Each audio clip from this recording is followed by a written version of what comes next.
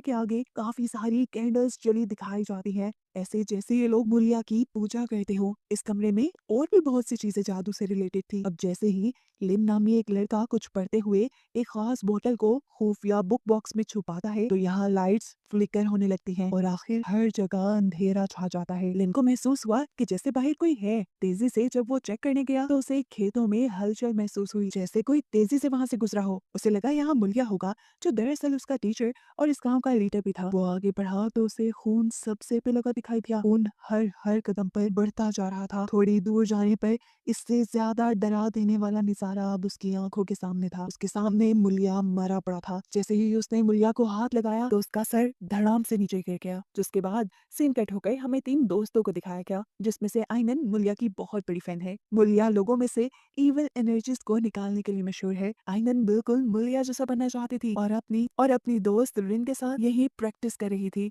आइनन अपनी दोस्त का सर पकड़ के जोर से हिला रही थी और उसकी दोस्त पे ऊट पटांग की एक्टिंग कर रही थी। जबकि यहाँ पे इनका तीसरा दोस्त बागुस उनसे कहता है, जो तुम कर रहे हो ऐसे इविल एनर्जीज नहीं निकलती। अगर इविल एनर्जीज को तुमने अपने से दूर ही रखना है तो तुम प्रेयर्स करो। ये लोग बागुस की बात पे ज्यादा ध्यान नहीं देते। शाम हो रही थी, ये दोनों लड़कियां अपने हॉस्टल वापस आ जाती हैं। ये हॉस्टल एक इस्लामिक स्कूल था। उसने यहाँ पे जब टीवी प्ले किया तब भी उसके ऊपर एक मुलिया का ही शो दिखाया जा रहा था। लोग मुलिया को अब गॉड का मैसेंजर भी मानने लगे थे और उनको लगता था कि मुलिया की पावर्स सोसाइटी के लिए बहुत ज्यादा हेल्पफुल है। इस शो में दिखाया जाता है कि कैसे मुलिया ने एक बच्चे के पाँव को ठीक कर दिया। ये देखकर आइनन उससे और भी ज्यादा इम्प्रेस हो गई और बिल्कुल वैसे ही एक्ट करने लगी जैसे मुलिया एक्ट कर रहा था। इतनी ही देर में यहाँ पर आइनन के टीचर आ जाते हैं। वो आइनन से नमाज पढ़ने को यानी प्रेयर करने को कहते हैं। साथ ही उसे वो मुलिया को ज्यादा ना फॉलो करने को भी कहते हैं, क्योंकि टीचर का मानना था कि अगर कोई आदमी बीमार है तो वो डॉक्टर के पास जाए। मुलिया जैसे इंसानों के पास ये लोग क्यों जाते हैं? आइनन अपने टीचर की बात नहीं समझती और उनसे कहती है कि वो कुछ देर बाद नमाज पढ़ लेगी, अभी वो टीवी देख रही है। सीन कट होकर हम फाइनली मुलिया को देखते हैं, जिसके ठिकाने या समझ लें ऑफिस के बाहर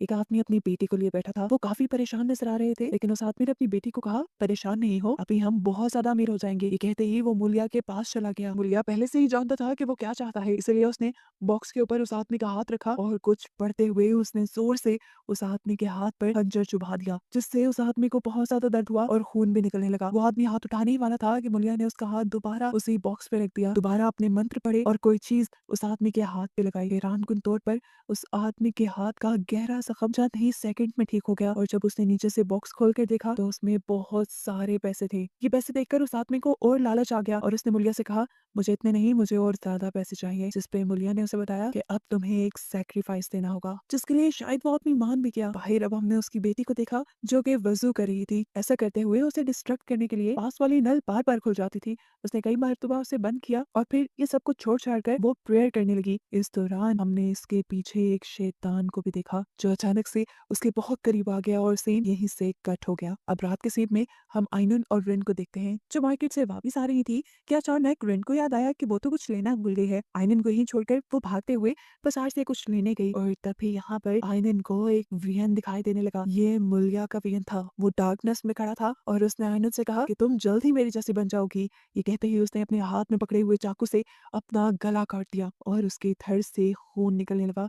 आइनन बुरी तरह डर गई और वही नीचे गिर गई। रिन जब यहाँ आई तो यहाँ ऐसा कुछ भी नहीं था। वो उसे लेके दोबारा हॉस्टल चली जाती है और हॉस्टल आने पर उन्हें पता चलता है कि मुलिया सच में मर गया था। तो क्या आइनन को जो वियन दिखाई दिया था वो सच था? यहाँ पर आइनन को हिला देने के लिए एक और सच उसे पता चलता है कि वो असल में मुलिया की ही बेटी है और उवा, जिसे वो हमेशा से अपना बाप समझती आई थी, उसे तो सिर्फ आइनन की मॉम ने आइनन को सौंपा था ताकि यहाँ रहकर आइनन की तरबियत अच्छी से हो सके। वो आइनन को ये भी बताता है कि उसकी असली मॉम नहीं चाहती थी कि वो कभी भी मुलिया से मिले, लेकिन ये सब सुनने के बाद उसका उवा से ना सिर्फ एतबार उठ जाता है बल्कि उसे अब उवा से नफरत होने लगी थी और उसने फैसला कर लिया था कि वो मुलिया के फ्यूनरल पर जरूर जाएगी। उवा उसके फैसले पे दखल नहीं देता और उसको उसकी मॉम की दी हुई चीजें देकर यहाँ से चला जाता है। आइनन उन चीजों को देखते हुए अपने पास्ट को याद करके बहुत ज्यादा उदास हो गई और उसने सुबह होते ही भागोस और रिन के साथ मुलिया के फ्यूनरल पर जाने का फैसला किया। सभी हैरान थे कि इतने साल तक कोई एक बाप अपनी बेटी से कैसे दूर रह सकता है। तब आइनुन ने इन दोनों से कहा, शायद ओवा ने झूठ बोला हो कि मैं उससे मिलना नहीं चाहती, और मुझे तो आज तक यही पता था कि मेरे कोई डैड है ही नहीं, मेरे पेरेंट्स मर चुके हैं। खैर, मुल्ला के शहर जाते हुए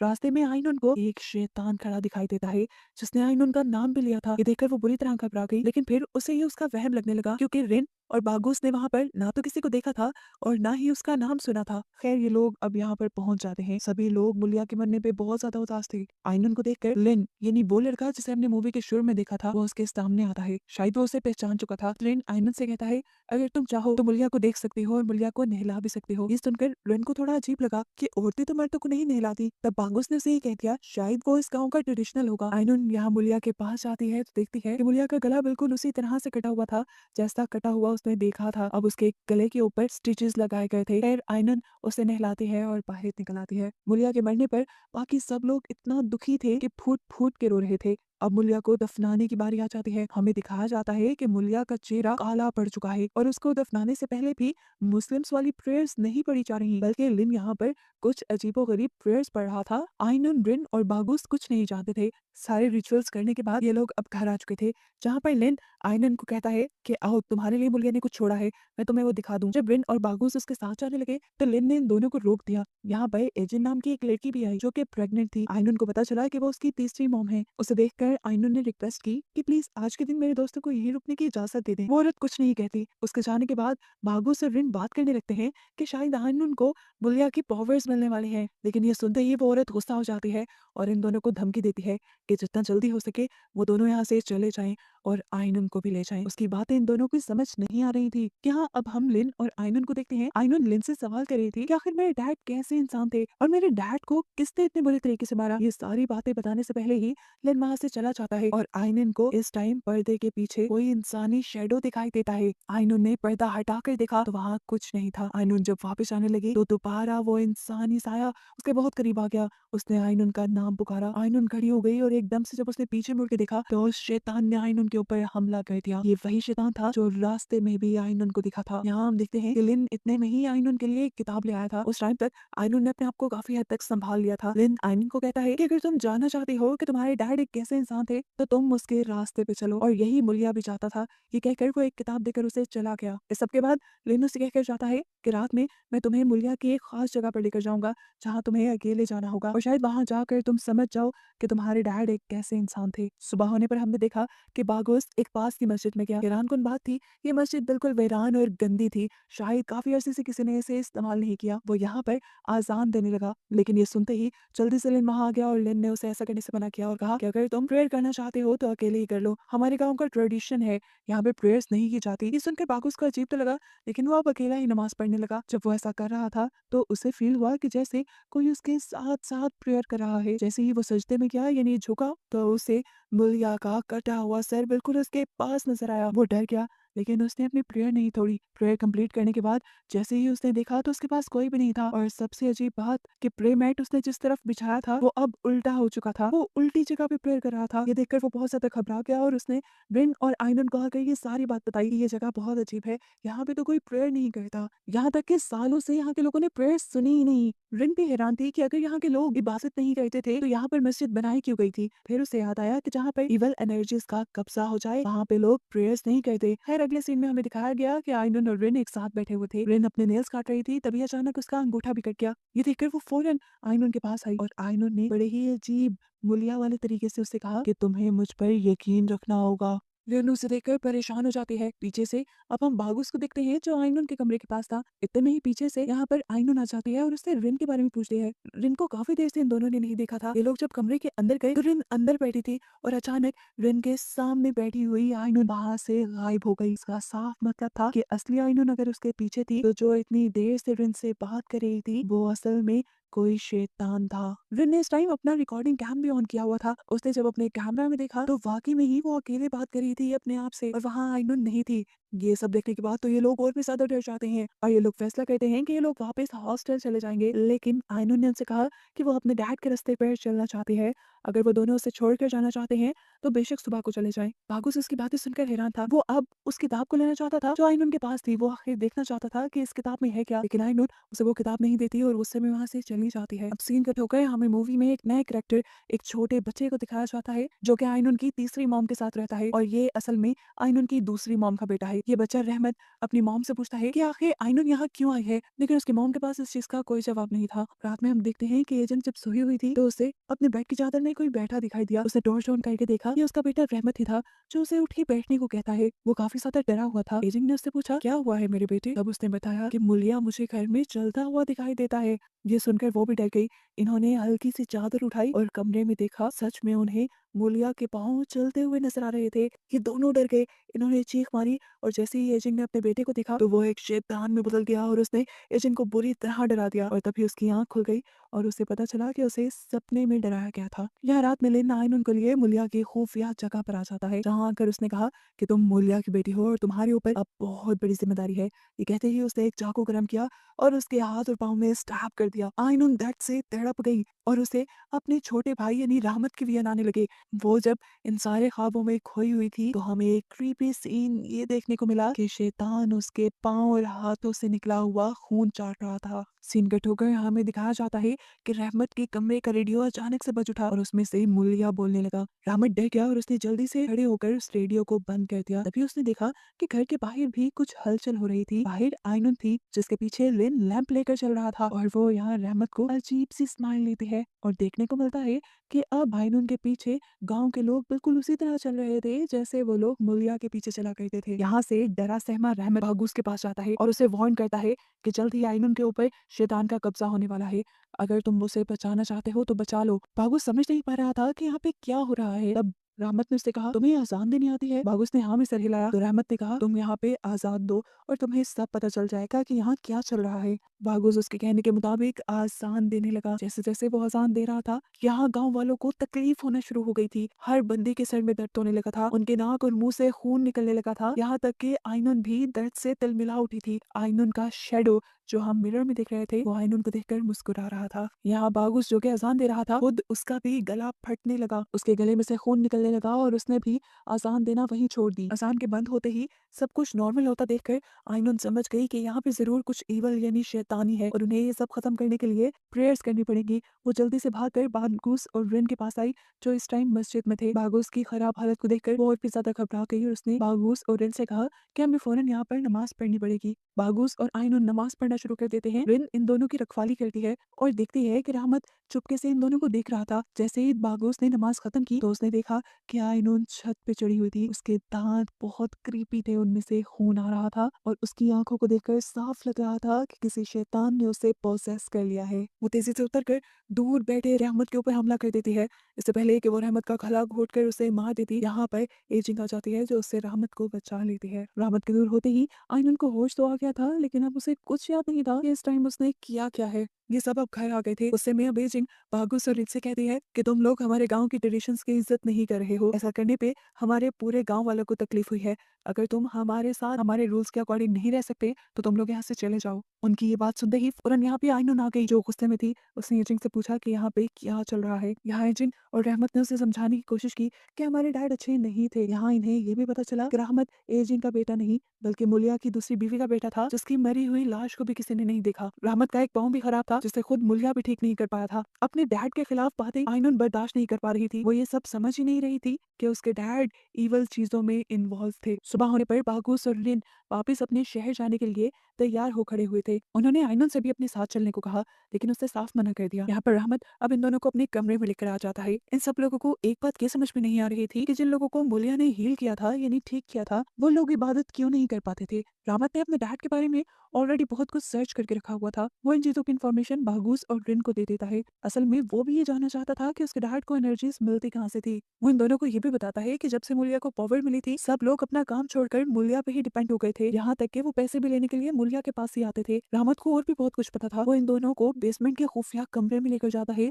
जो हमने मूवी के स्टार्ट में देखा था। यहाँ पे किताबों की छानबीन करने पर उन्हें एक किताब के अंदर से चाबी मिलती है जो चाबी असल में इसी बेसमेंट के अंदर बनी एक खुफिया दरवाजे की थी। रहमत ये दरवाजा खोल के इन्हें दे देता है और इससे आगे उनके साथ नहीं जाता क्योंकि वो सीढ़ियां उतर चढ़ नहीं सकता था। यहाँ आकर रिन सब कुछ रिकॉर्ड करने लग जाती है जबकि बागुस आगे आगे था। वो जैसे ही बागुस के पीछे गई तो वहाँ एक जगह पर मुलिया की तस्वीर लगी थी, जहाँ मुलिया के हाथ में उसने एक तस्वीर भी देखी। वो जब यहाँ से जाने लगी तो अचानक उसी तस्वीर के दाने टूटकर उसके पाँव में लटखड़ाने लगे। ये सब चीजें भी वो कैमरा में रिकॉर्ड करने लगी। उसने जैसे ही अपना कैमरा तस्वीर की तरफ उठाया तो देखा उसके साथ कोई सफेद रंग के कपड़े में बैठा था, जिसने एकदम से ही रिन के ऊपर हमला कर दिया और उसकी चीख सुनकर बागुस फौरन यहाँ पे आ गया। वो रिन को अपने साथ ले गया और आगे जाने पे इन्हें एक और दरवाजा मिला। इस दरवाजे की चाबी नहीं थी इनके पास। रिन अपनी बालों की पिन उतार के देती है, जिससे बागुस इसका दरवाजा खोल लेता है। इससे पहले कि ये लोग अंदर जाते, थोड़े से ही खुले दरवाजे के अंदर से बहुत सारे काले हाथ अपनी पूरी ताकत से इन्हें अंदर की तरफ खींचने लगे। बहुत मुश्किलों से दुआएं पड़ते हुए ये वहां से अपनी जान छुड़वाते हैं और जब बाहर जाने लगते हैं तो अब सामने का दरवाजा नहीं खुल रहा था। पीछे मुड़कर इन्होंने देखा कि अब काफी सारे लोग इन दोनों के आगे सजदों में झुके हुए थे। बागुस डर गया और डर कर दोबारा से प्रेयर पढ़ने लगा, जिससे दरवाजा खुल जाता है और ये लोग फाइनली यहाँ से बचकर चले जाते हैं। लेकिन अब रिन का कैमरा वही रह चुका था। यहाँ दिखाया जाता है कि आइनन अब बेहोशी की हालत में पूरे गांव में चल रही थी और उसे उसकी मॉम भी देख रही थी। पूरे गांव वाले किसी ट्रांस में उसके पीछे चल रहे थे और उसे लीडर मानते हुए बहुत खुश थे। इसी दौरान डरा हुआ रहमत अपनी मॉम के पास आता है और बताता है कि अब यहाँ की हालत बहुत खराब हो रही है, हम और देर यहाँ नहीं रुक सकते। उसकी बात मानते हुए उसकी मॉम भी अब बैग पैक करती हैं और यहाँ से चलने की तैयारी में लग जाती हैं। यहाँ से भी गाँव वाले अब आइनन को अपने मसले बता रहे थे और आइनन सब लोगों का मसला ठीक कर रही थी। इतने में ही यहाँ पर बागुस और विन भी आ गए। बागुस ने जल्दी से अपनी जैकेट उतार कर आइनन के सर पे डाली और उसे होश दिलाने की कोशिश की, क्योंकि वो जानता था कि इस टाइम आइनन के अंदर एक शैतान है। लेकिन आइनन बागुस को अपने से दूर कर देती है। विन और बागुस को समझ नहीं आ रहा था कि वो लोग आइनन को ठीक कैसे करें। वो लोग मदद मांगने के लिए जब रहमत और उसकी मॉम के पास गए तो देखा वो लोग पहले से ही जा चुके थे, जबकि दूसरी तरफ हम देखते हैं कि आइनन अब पूरी तरह पोसेस हो चुकी थी। उसकी आंखें लाल थी और वो किसी शैतान की तरह बिहेव कर रही थी। इस टाइम अब शैतान उसे वियन दिखाता है उसकी डैड की लाइफ के। वियन में देखने को मिला कि मुलिया काला जादू करता था और उसकी सारी एनर्जीज शैतानों की दी हुई थी। और जैसे ही एक दिन के बाद एजेंट को पता चली तो वो बहुत ज्यादा गुस्से में आ गई। ये सारी चीजें देखकर उसने मुलिया के साथ रहने से इनकार कर दिया, क्योंकि वो जानती थी कि मुलिया के बच्चे की मां बनने के बाद वो एक सैक्रिफाइस बन के रह जाएगी, उसकी मौत हो जाएगी और उसका बच्चा एक कर्स यानी एक श्राप बन जाएगा। वो किसी भी हाल में नॉर्मल पैदा नहीं होगा। यही वजह है कि मुलिया की कोई भी वाइफ आज तक जिंदा नहीं बची। अब जैसे ही मुलिया को यह एहसास हुआ कि उसकी ये वाइफ उसके लिए खतरा बन रही है तो वो उसे मारने के लिए उसके करीब आ गया। इससे पहले कि वो गला घोट कर उसको मार देता, पीछे से रहमत यहाँ आ गया और उसने चाकू उठाते हुए मुलिया का सर धड़ से अलग कर दिया, उसका मर्डर कर दिया। और इसी मर्डर को छुपाने के लिए उन दोनों ने असल में मुलिया की लाश को जंगलों में रख दिया था। यहाँ मुलिया के कमरे में अब सभी लोग मुलिया की तरह आइनुन के सामने झुके हुए थे। अपना वियन पूरा होते ही आइनुन फौरन ही जंगलों की तरफ भागती है, क्योंकि वो जान गई थी कि रहमत और उसकी मॉम भाग रही हैं। वो रहमत से अपने डैड की मौत का बदला लेना चाहती थी। जैसे ही उसने आकर रहमत पर हमला किया, उसकी मॉम ने पीछे से अपने बेटे को बचाने की कोशिश की। उसने आइनुन के पाँव पकड़ लिए और एक नोकीली चीज उसके पाँव में स्टैब करने लगी। गुस्से में पोसेस हुई आइनुन एजिंग के ही पीछे पड़ गई। रहमत वहां से भाग गया, जिससे रास्ते में बागुस मिल गया। बागुस फौरन इन दोनों से मदद मांगता है अपनी मॉम को बचाने के लिए, लेकिन जब ये लोग वापस आए तो वो दोनों यहाँ से गायब थी। ये लोग अब जल्दी से उन दोनों को बचाने के लिए मुलिया के बेसमेंट में जाते हैं। वो जानते थे यहाँ पर इस जादू के तोड़ का कोई तरीका होगा। इन्हें यहाँ पे एक पेज से पता चला कि जिस इंसान के ऊपर शैतान कब्जा कर लेता है उसे उसका सगा खून ही मार पाता है। इसीलिए तो कोई और नहीं, सिर्फ रामत ही अपने डैड को मार पाया था। इसका मतलब था कि अगर यहाँ से इवल पावर्स को खत्म करना था तो रामत आइनुन को मार दे, लेकिन ये भी तो हो सकता था कि आइनुन को मारने के बाद वो सारी इवल पावर्स रामत को अपने कब्जे में कर लें। ये आइडिया उन्हें ठीक नहीं लगता और वो लोग जादू का तोड़ के लिए एक नया आइडिया सोचने लगते हैं और इनको दूसरा रास्ता मिल भी जाता है, जो था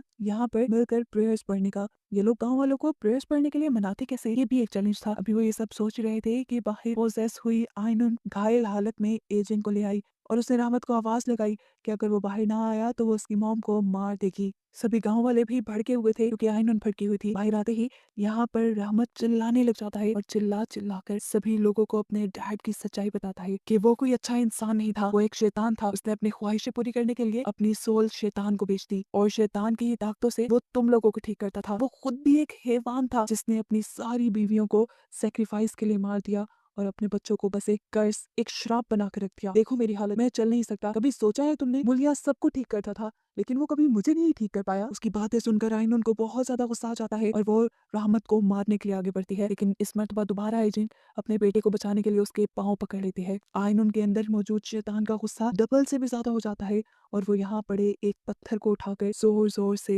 एजिन के सर पे मार के उसे खत्म कर देता है। ये सारा वाकया देखने के बाद सभी गांव वाले समझ गए थे कि आइनन कोई इंसान नहीं है बल्कि उसके अंदर शैतान है। ये सब लोग मिलकर आइनन को अब एक दरख्त से बांध देते हैं और इतनी ही देर में यहाँ पर लिन आ जाता है। मालूम होता है कि ये सारा प्लान लिन का था। असल में उसकी बेटी बीमार थी और उसका इलाज करने से पहले ही मुलिया मर गया। वो जानता था कि मुलिया के पावर्स उसकी ब्लड लाइन का ही कोई ले सकता है, इसीलिए उसने जानबूझकर उसकी मौत की खबर फैलाई और आइनन को यहाँ बुलाया और खुद ही रिचुअल्स करके आइनन की बॉडी के ऊपर शैतान का कब्जा करवाया। मुलिया एक शैतान की पूजा करता था, ये बात एजिंग जानती थी, इसीलिए तो वो आइनन और आइनन के दोस्तों को शुरू में यहाँ से जाने को कह रही थी, लेकिन इन लोगों ने एजिंग की बात नहीं मानी। अब जब लिन आइनन की मदद करने के लिए आगे बढ़ा तो शैतान ने गुस्से में लिन को ही हवा में उठा दिया और फिर जमीन पे गिराने के बाद उसको एक नेज़े से मार डाला और चिल्ला चिल्ला के आइनन की बॉडी से सबको बताया कि आइनन अब मेरी है, उसकी बॉडी पे अब मेरा कब्जा है। ये देखते हुए बागुस फौरन प्रेयर्स पढ़ने लगा। आइनन के प्रेयर पढ़ते ही यहाँ दूर से अजीबोगरीब ऊंची ऊंची आवाजें आइनन के अलावा पूरे गांव वालों को सुनाई देने लगी। सब लोगों ने अंदर जाकर देखा तो ये कमरा लाशों से भरा था। लाशों को उल्टा भी लटकाया गया था और ये वो सारे सेक्रीफाइसेस थे जो मुलिया ने पावर्स हासिल करने के लिए शैतान को दिए थे। सभी गांव वाले जब उस तरफ गए हुए थे तो रिन को आइनन का ख्याल रखना था, लेकिन एकदम से आइनन गायब हो गई। आइनन वहां से गायब होके एक ही सेकंड में यहाँ लोगों के सामने पहुंच गई और उसके सामने आते ही ये सारी की सारी लाशें उसके सामने सजदे में झुक गई। गांव वाले भी ये अजीब मंजर देखकर डर गए और वो शैतान आइनन की बॉडी में हंसने लगा। उसने बताया कि मुझ पे यकीन रखकर इस पूरे गांव ने गॉड पे से बिलीफ छोड़ दिया था। ये कहने के बाद शैतान सभी को अपने सामने झुका लेता है। आइनन भी झुका था, लेकिन पूरी तरह नहीं, क्योंकि वो गॉड को मानता था। वो जोर जोर से अब प्रेयर्स पढ़ने लगा और उसके पीछे गांव वालों ने भी प्रेयर्स पढ़ना शुरू कर दी इस शैतान से छुटकारा पाने के लिए। सभी लोगों के मिलकर ऐसा करने की वजह से आइनन जमीन पर गिर गई और उसकी बॉडी में शैतान तड़पने लगा और आखिर वो आइनन की बॉडी को छोड़ देता है। आइनन के छूटने के बाद ये लोग जल्दी से साफ सुथरे कपड़े पहनते हैं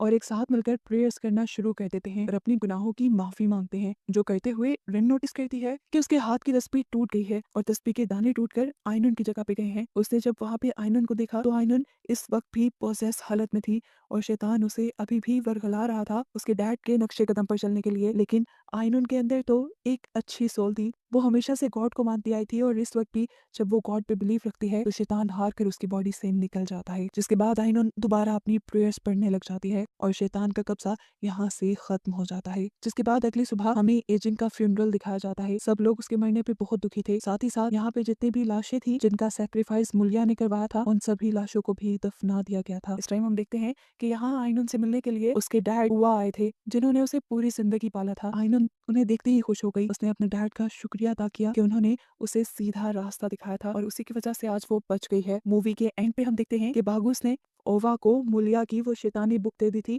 जिससे वो शैतान की पावर्स लिया करता था। उसे कहता है कि इसे किसी बड़े आलिम को देकर इसकी पावर्स को खत्म कर दिया जाए। सबका भी यही ख्याल था। ये सब लोग अब ब्राह्मण के साथ मिलकर यहाँ रहने वाले थे और यहाँ के गांव वालों की मदद करने वाले थे और बस यही दिखाते हुए ये कहानियां खत्म हो जाती है।